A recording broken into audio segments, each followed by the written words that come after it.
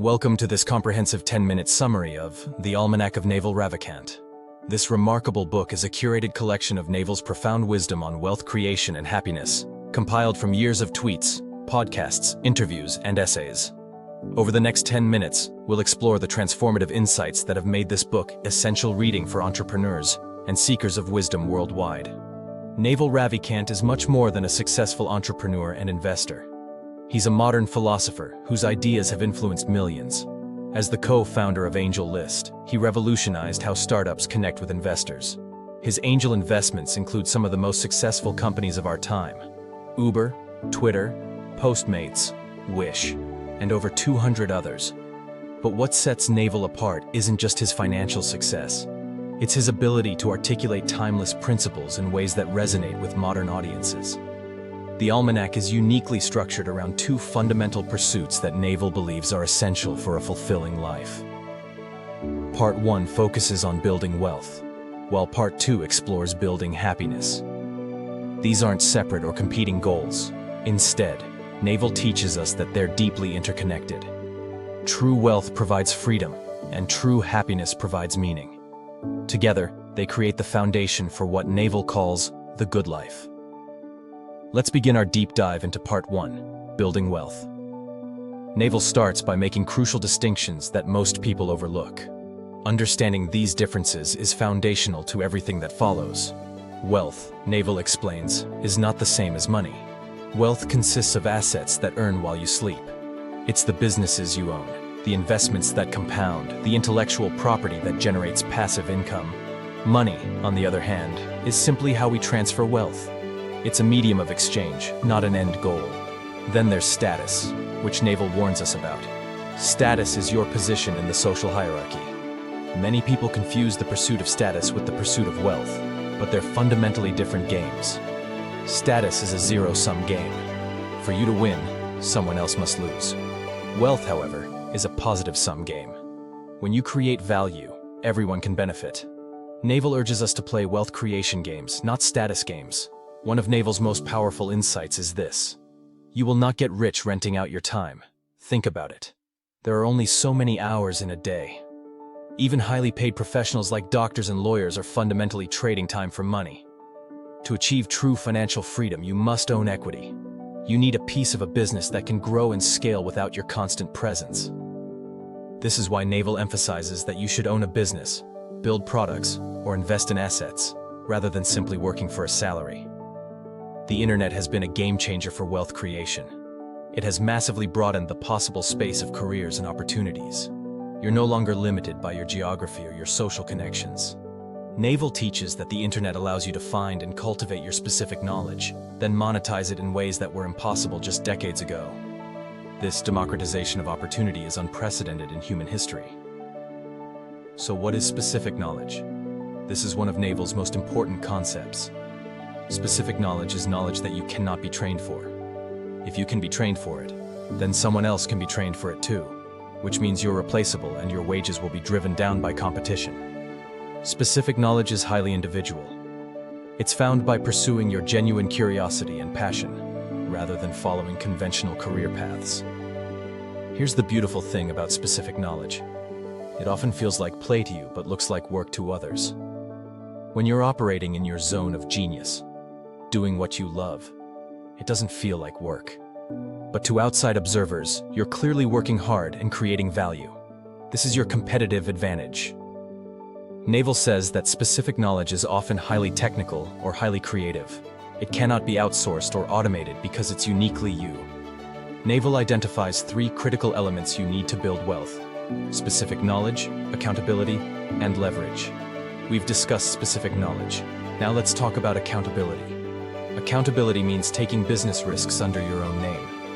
It means being willing to fail publicly. Society rewards people who take accountability with responsibility, equity, and leverage. When you put your name and reputation on the line, when you're willing to be held responsible for outcomes, that's when you gain the trust necessary for others to give you resources and opportunities. Leverage is how you amplify your efforts. Naval identifies 3 forms of leverage. The first is labor, having other people work for you. The second is capital, using money to multiply your efforts. But Naval emphasizes that the most important forms of leverage in the modern world are products with no marginal cost of replication. This means code and media. Software can be copied infinitely at zero cost. Media can reach millions without additional effort. This is why fortunes are being made by programmers and content creators.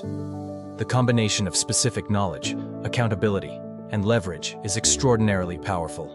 When you have unique skills that can't be replicated, when you're willing to take public responsibility for your work, and when you can amplify your efforts through leverage, wealth creation becomes almost inevitable. Naval emphasizes that this isn't about luck. It's about positioning yourself to capture luck when it comes. Naval is adamant that the most important skill for getting rich is becoming a perpetual learner.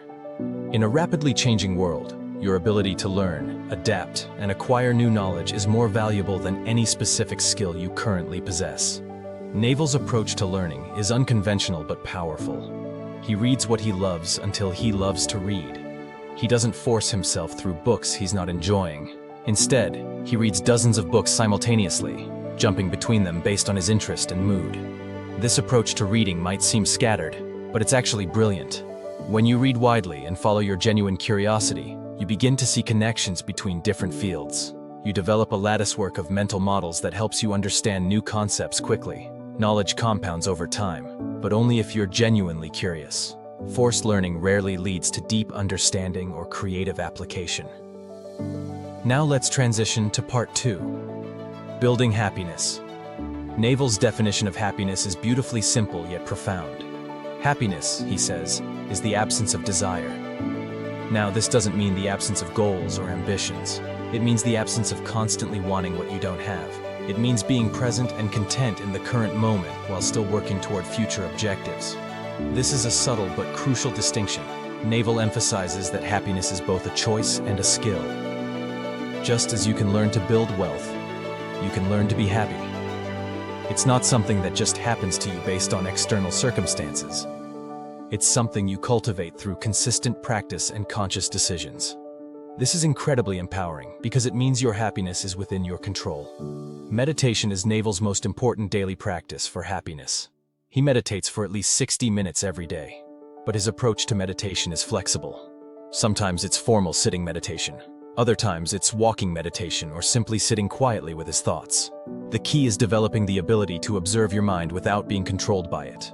Meditation helps you recognize that you are not your thoughts. You are the awareness behind your thoughts. Naval also emphasizes the critical importance of choosing the right relationships. You become the average of the 5 people you spend the most time with.